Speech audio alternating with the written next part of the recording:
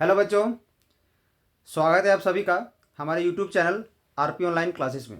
मैं आरपी यादव। आज का इस क्लास में आज 12th क्लास इकोनॉमिक्स का एक वीकली टेस्ट का क्वेश्चन और उसका आंसर लेकर के आए हैं, जो आपका आने वाले 12th क्लास से रिलेटेड इकोनॉमिक्स का जो भी एग्ज़ाम होगा, या तो आर्ट्स का या तो कॉमर्स का या साइंस का, उसके लिए बहुत ही इम्पोर्टेंट होने वाला है। ठीक है, तो आज का इस क्लास का आप लोग अंत तक देखोगे ताकि आपको पूरी जानकारी इसका मिल सके। यानी आज का इस क्लास में हम 22 जून 2024 में जो इकोनॉमिक्स 12th क्लास का जो वीकली टेस्ट हुआ है, उसका आंसर और क्वेश्चन हम दोनों आप लोग को बताने वाले हैं। तो इसी तरह का जितने सारे वीकली टेस्ट हुए हैं आपके, कोई भी सब्जेक्ट, फिजिक्स हो या केमिस्ट्री हो या मैथ हो या बायोलॉजी हो या इकोनॉमिक्स हो, उसका क्वेश्चन और आंसर का अगर आप लाभ उठाना चाहते हैं या किसी मॉडल सेट का लाभ उठाना चाहते हैं, कुछ प्रीवियस ईयर क्वेश्चन का लाभ उठाना चाहते हैं, इंपॉर्टेंट क्वेश्चन का लाभ उठाना चाहते हैं, तो इसके लिए इस चैनल को आप लोग सब्सक्राइब करके रखें ताकि हर एक चीज़ों का लाभ, हर एक क्वेश्चन का, हर एक इंपॉर्टेंट क्वेश्चन का लाभ आपको अच्छे से मिल सके। ध्यान दोगे, ये है आपका Jharkhand council of educational research and training Ranchi यानी झारखंड बोर्ड के द्वारा जो वीकली टेस्ट हुआ था, वो 22 जून 2024 को इकोनॉमिक्स का वीकली टेस्ट का क्वेश्चन है। ठीक है, पहले क्वेश्चन को देखोगे 12th क्लास इकोनॉमिक्स का, इसके बाद हम लोग इसका आंसर भी देखेंगे। सबसे पहले इसका हम लोग इंट्रोडक्शन भी देख लेते हैं एक बार। ध्यान दोगे, इसका जनरल इंट्रोडक्शन।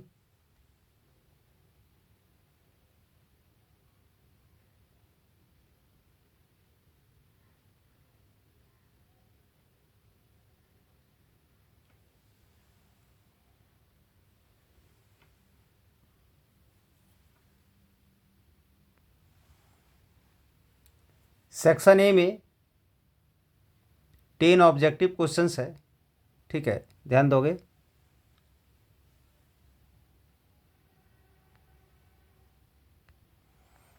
फर्स्ट क्वेश्चन में ध्यान दोगे,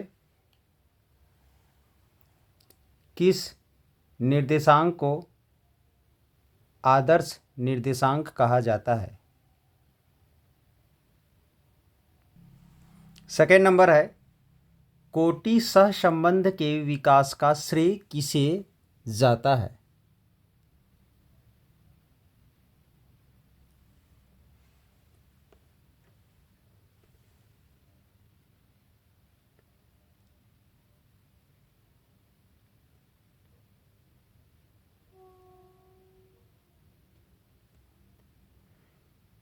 थ्री में है, योजना आयोग का गठन किस वर्ष हुआ। फोर में है, निम्न में से कौन मानव पूंजी नहीं है। फाइव में है, क्षेत्रीय ग्रामीण बैंक की स्थापना कब हुई थी। सिक्स में है, सार्क का गठन कब हुआ था।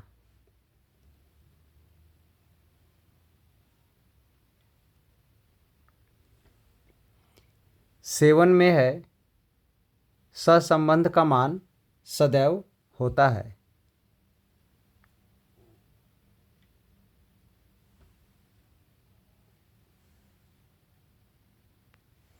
एट में है, गरीबी का दुष्चक्र सिद्धांत किसने दिया। नाइन नंबर, इसमें से कौन स्वास्थ्य के निर्धारण का सूचक है। 10 में है, poverty and British rule in India पुस्तक के लेखक कौन हैं।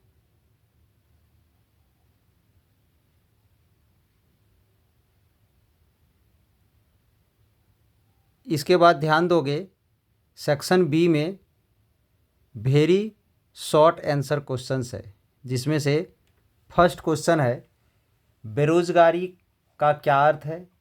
12 में है, मनरेगा क्या है। ठीक है, इसके बाद सेक्शन सी में ध्यान दोगे, सेक्शन सी में शॉर्ट आंसर क्वेश्चंस है। ठीक है,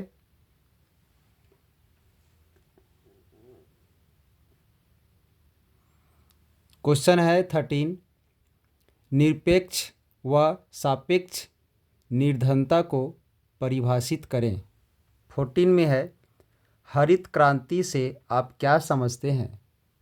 इसके प्रमुख उत्तरदायी कारक कौन कौन से थे?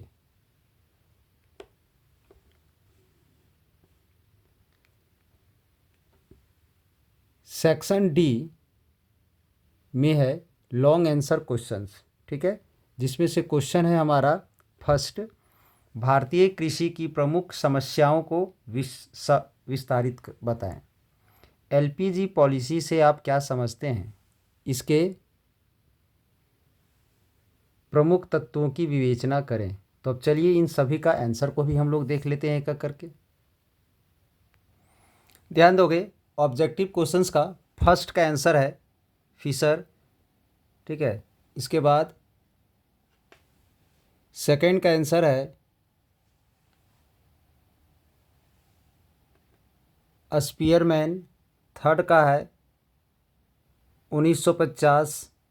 इसके बाद है कंप्यूटर। इसके बाद है 1975। इसके बाद है 8 दिसंबर 1985।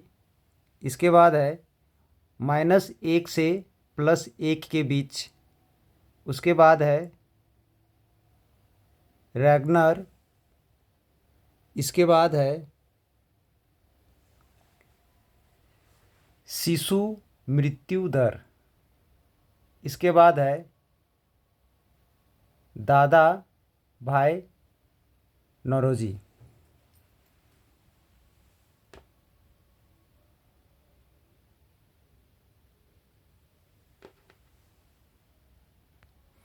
इसके बाद वेरी शॉर्ट टाइप क्वेश्चन में क्वेश्चन नंबर 11 क्या है? क्वेश्चन नंबर 11 है बेरोजगारी से क्या अभिप्राय है। ठीक है, तो इसमें आप लोग को पता होना चाहिए कि जब कोई व्यक्ति कार्य करने को सक्षम हो और अगर उसे किसी प्रकार का काम नहीं मिलता है तो उसे हम लोग बेरोजगार कहते हैं, और इस स्थिति को ही हम लोग क्या कहते हैं? तो बेरोजगारी। तो अगर इसका आंसर आप लोग को लिखना है तो एकदम शॉर्ट में, वेरी शॉर्ट टाइप क्वेश्चन है तो लिख सकते हो, जब किसी व्यक्ति में कार्य करने की क्षमता और इच्छा दोनों होने के बावजूद उसे काम अगर नहीं मिले तो उस व्यक्ति को बेरोजगार कहा जाता है, और इस स्थिति को बेरोजगारी कहते हैं। ठीक है, सेकंड नंबर क्वेश्चन था मनरेगा क्या है? ठीक है, तो ध्यान दोगे, मनरेगा का पूरा अर्थ है महात्मा गांधी राष्ट्रीय ग्रामीण रोजगार गारंटी अधिनियम। इसे 2 फरवरी 2006 को लागू किया गया। इसका उद्देश्य ग्रामीण क्षेत्र में एक वित्तीय वर्ष में एक परिवार को कम से कम 100 दिन का रोजगार उपलब्ध कराकर उसकी आजीविका सुनिश्चित करना है।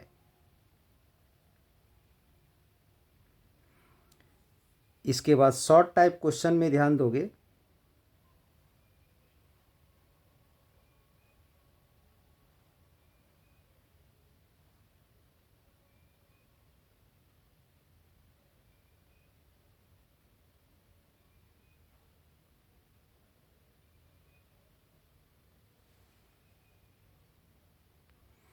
अगला है शॉर्ट टाइप क्वेश्चन जिसका फर्स्ट क्वेश्चन 13 नंबर है, निरपेक्ष और सापेक्ष निर्धनता को परिभाषित करें। तो ध्यान दोगे,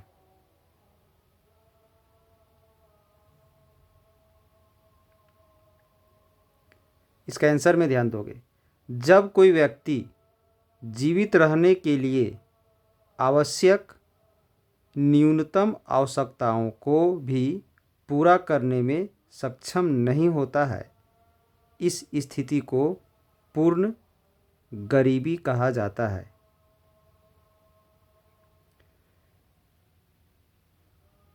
सापेक्ष गरीबी का अर्थ है आय का समानता और वितरण। यह दोनों राष्ट्रों या समाजों के बीच तुलनात्मक अध्ययन है।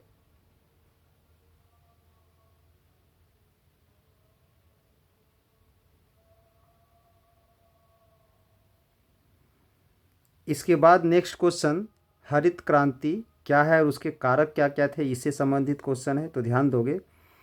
हरित क्रांति का संबंध सन 1960 के दशक में भारतीय कृषि में उत्पादन में हुई क्रांतिकारी परिवर्तन से है। इस क्रांति के प्रमुख उत्तरदायी कारक थे उन्नत किस्म के बीजों और एवं इसके बाद है रासायनिक उर्वरक एवं मशीनें। यानी इसके उत्तरदायी कारक निम्न में से तीन का, ऐसे तो हैं बहुत कारक बट तीन कारण मुख्य हैं, जिसमें से पहला है उन्नत किस्म के बीजों, दूसरा है रासायनिक उर्वरक और तीसरा है मशीनें। अब सेक्शन डी में यानी लॉन्ग टाइप क्वेश्चन में है भारतीय कृषि की प्रमुख समस्याओं को सविस्तार बताएं। तो ध्यान दोगे क्या है इसका आंसर।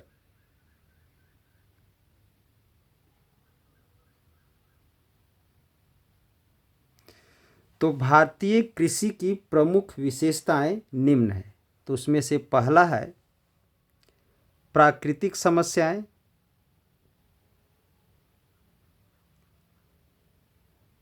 दूसरा है तकनीकी समस्याएं, तीसरा है संस्थागत समस्याएं। तीन मुख्य समस्याएं इसके ये है। तो अब हम लोग इसमें प्राकृतिक समस्याओं के बारे में लिखेंगे। तो इसमें आप लोग लिख सकते हो प्राकृतिक समस्याएं लिख के डैश दोगे और उसमें लिखोगे कि प्राकृतिक समस्याएं निम्न प्रकार से उत्पन्न हो सकती है, जिसमें से पहला क्या है वर्षा की अनिश्चितता, दूसरा है भूमि क्षरण, यानी प्रकृति के द्वारा वर्षा में अनिश्चितता आ जाने के कारण समय पर अगर फसलों की बुआई ना हो सके, या तो फिर कह सकते हैं जब फसल बो दिया जाता है तो उसके बाद उसमें समय पर अगर उसे पानी न मिले, पानी की कमी हो जाए या किसी कारणवश पानी की अधिकता हो जाए या उसमें बाढ़ की समस्याएं आ जाए, तो हर तरह से जो है सो भारतीय कृषि हमारी प्रकृति के द्वारा प्रभावित होता है। ठीक है, यानी ये है हमारा वर्षा की अनिश्चितता। जब होना चाहिए तो नहीं होती है और जब नहीं होना चाहिए तो ज़्यादा हो जाता है, जिससे फसलें बर्बाद हो जाती है। इसके बाद भूमि क्षरण, यानी भूमि में किसी तरह का देखते हैं कि नाश होने से, या तो कह सकते हैं कि उसकी उर्वरा शक्ति कम हो जाने से, ज़्यादा बारिश होने से भी अगर मान लीजिए कि मिट्टी कट के कहीं दूसरी जगह अगर चली जाती है तो उसमें भी हमारी भारतीय कृषि को नुकसान होती है। दूसरा पॉइंट लिख के डैश दोगे जिसमें से था तकनीकी समस्याएं। ठीक है, यानी अगर अच्छी तकनीकी समस्याएं के द्वारा आज के समय में अगर कृषि न किया जाए तो उसमें जो उपज जो होती है उसमें कमी आने लगती है। ठीक है, यानी कभी कभी ऐसा होता है कि जितनी धन उसमें लगाया जाए उसमें उतना उसे प्राप्त भी नहीं होता है और उसका नुकसान हो जाता है, जिसमें से तकनीकी समस्याओं का निम्न कारण हो सकते हैं अच्छे बीजों की कमी। अगर अच्छे बीज ना मिल पाए तो उससे भी भारतीय कृषि हमारा प्रभावित होता है। या इसी का दूसरा पॉइंट है अपर्याप्त सिंचाई सुविधा। भारतीय कृषि में जनरली सिंचाई सुविधा अच्छी तरीके से प्राप्त नहीं हो पाती है, जिसके चलते भारतीय कृषि हमारी प्रभावित होती है। उसके बाद तीसरा में जो संस्थागत समस्याएं था उसका निम्न कारण हो सकता है, जैसे कि दोषपूर्ण भूमि प्रतिधारण प्रणाली, ठीक है, और हो सकता है भूमि का उपविभाजन और विखंडन, ठीक है। यानी इसको लिखने का सीधा सा तरीका अपने भाषा में आप लोग लिखोगे, हम तो शॉर्ट में बता दिए। जैसे भारतीय कृषि की मुख्य समस्याएं क्या हैं, अगर क्वेश्चन आ जाए तो लिखोगे कि भारतीय कृषि की मुख्य समस्याएं निम्नलिखित हैं, जिसमें से पहला क्या लिखोगे, प्राकृतिक समस्याएं, दूसरा लिखोगे तकनीकी समस्याएं, तीसरा लिखोगे संस्थागत समस्याएं, ठीक है। अब प्राकृतिक समस्याएं लिख के डैश दोगे और उसमें लिखोगे कि कृषि में प्रकृति के द्वारा जो भी समस्याएं उत्पन्न होती है उसे हम लोग प्राकृतिक समस्याएं कहते हैं, जिसमें से निम्न क्या क्या है, वर्षा की अनिश्चितता और भूमि क्षरण। अब उसमें वर्षा की अनिश्चितता को लिख करके उसके बारे में डिस्कस कर दोगे कि समय पर बारिश ना होने से भारतीय कृषि हमारा प्रभावित होती है, उसमें समस्याएं उत्पन्न होती है। जब बारिश होनी चाहिए तो बारिश अधिक हो जाती है तो फसल बर्बाद हो जाता है, यानी बारिश जब होनी चाहिए तो नहीं होती है, तो पानी की कमी से फसल सूख जाते हैं, बर्बाद हो जाते हैं। या तो जब फसल कंप्लीट होने को स्थिति में रहती है उस समय बारिश नहीं होना चाहिए तो उस समय बारिश हो जाती है तो फसलें बर्बाद हो जाती है, ठीक है। इसके बाद दूसरा में है तकनीकी समस्या, यानी अगर आज के समय में अगर कृषि को अच्छे नए नए तकनीकों से या अच्छे तकनीकों से जिससे अच्छी फसल हो सके, अगर उस अच्छी तकनीक से अगर ना किया जाए, अच्छी तरीक़ों से नहीं किया जाए तो उसमें भी प्रभावित होता है। जैसे कि देखते होंगे कि किसी का फसल में ज़्यादा अनाज आते हैं, किसी का कम आते हैं। इसका कारण है उसके अच्छे क्वालिटी के बीज का उपयोग करना। तो तकनीकी समस्या को लिख करके डैश दे के लिख सकते हो कि अच्छे तकनीकी से अगर भारतीय कृषि न किया जाए तो उसमें भी उसकी समस्या उत्पन्न होती है, जिसमें से अच्छे बीजों की कमी होना, ठीक है। दूसरा है अपर्याप्त सिंचाई सुविधा, यानी अगर हम अच्छे बीज की उपयोग नहीं करते हैं तो फसल का जो भी निर्माण होता है, जो भी हमें प्राप्त होता है, वो उसमें कमी आने लगती है। और सिंचाई में अगर अच्छे नियमों का उपयोग नहीं करेंगे तो उसमें भी हमारा उसका कमी आने लगती है उसमें। तीसरा पॉइंट है संस्थागत समस्याएं, और इसमें लिख के डैश दोगे, लिखोगे संस्थागत समस्याएं हमें निम्न प्रकार से प्राप्त होती है, जिसमें से दोषपूर्ण भूमि प्रतिधारण प्रणाली, दूसरा है भूमि का उपविभाजन और विखंडन, ठीक है। इसके बाद अगला क्वेश्चन था 15 नंबर, ध्यान दोगे, ये तो 15 हो गया। अगला क्वेश्चन 16 है, तो 16 क्या है सो ध्यान दोगे। एलपीजी पॉलिसी से आप क्या समझते हैं, इसके प्रमुख तत्वों की विवेचना करें।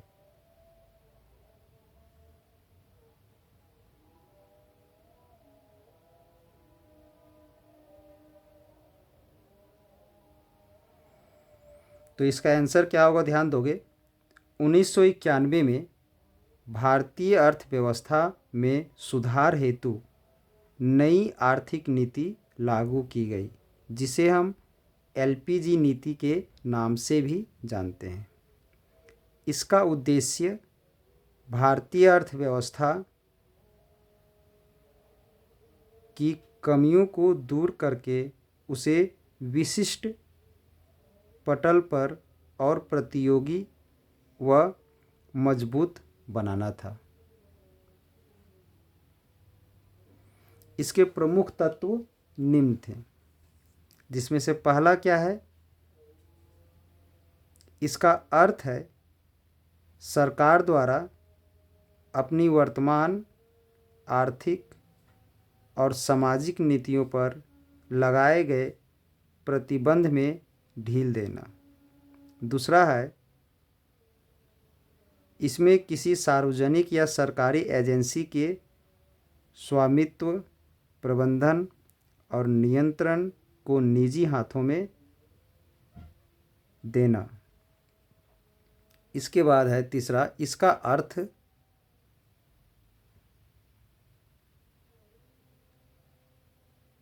पूंजी श्रम, तकनीक और उत्पादन का विभिन्न देशों के बीच मुक्त प्रवाह। ध्यान दोगे इसे, फिर से एक बार हम डिटेल से बताते हैं आप लोग को।